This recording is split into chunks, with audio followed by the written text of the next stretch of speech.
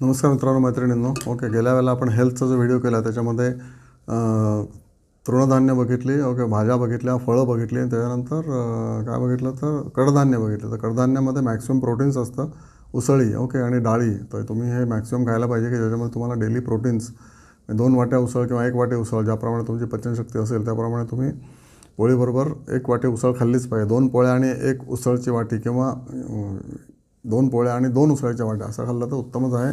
Carbohydrates कमी करा, त्यामुळे वजन कमी होईल.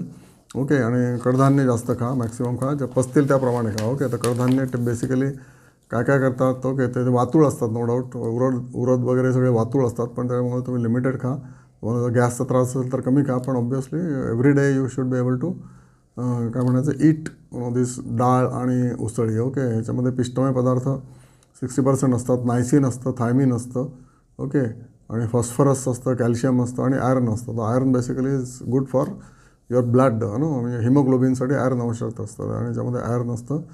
आणि त्याच्यामुळे तुम्ही ही मुगाची खिचडी आपण सगळ्यात पौष्टिक म्हणतो, तर त्याच्यामुळे डाळ असते म्हणून असते. ओके, सगळ्यात safe. Okay, water of harbara overnight is a good for sugar control. Unbelievable, right. हर्बऱ्यातलं जे पाणी असतं ते आपण फेकून देतो, ते फेकून नाही द्यायला पाहिजे. ओके, नंतर soybean is having maximum protein आणि it has a lecithin, okay, layer on intestine, ensures that no ulcer, no starch through पिष्टमय अल्कलाईन पदार्थ असं. त्यामुळे हे पण उपयोगी असतं. सोयाबीन, ऑब्वियसली सूर्यफूल सीड्स, याच्याबद्दल काही विशेष सांगितलेलं नाही पुस्तकामध्ये. मोहरी जॉईंट पेन्समध्ये उत्तम असते, न्यूरो पेन्समध्ये मोहरी उत्तम असते. ओके, आणि मोहरीची पेस्ट, ओके, ती पण चांगली असते. नंतर मुगाची खिचडी सांगितलं, सिम्पल टू मेक आणि इझी टू डायजेस्ट. ओके, नंतर मसूर हा पौष्टिक असतो आणि सारस असतो मसूर. ओके, त्यामुळे मसूर तुम्ही खायला हरकत नाही, सारक असला तरी.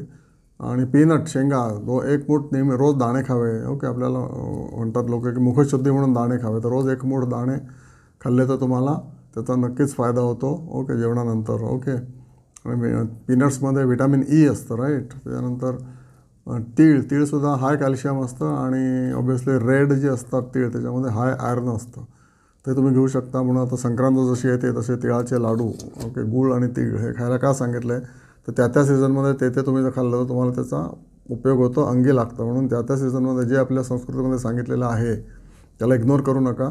ओके, तुम्ही पुस्तकं वाचा, हेल्थची पुस्तकं वाचा. ओके, रुजुता दिवेकरचं पुस्तक वाचा.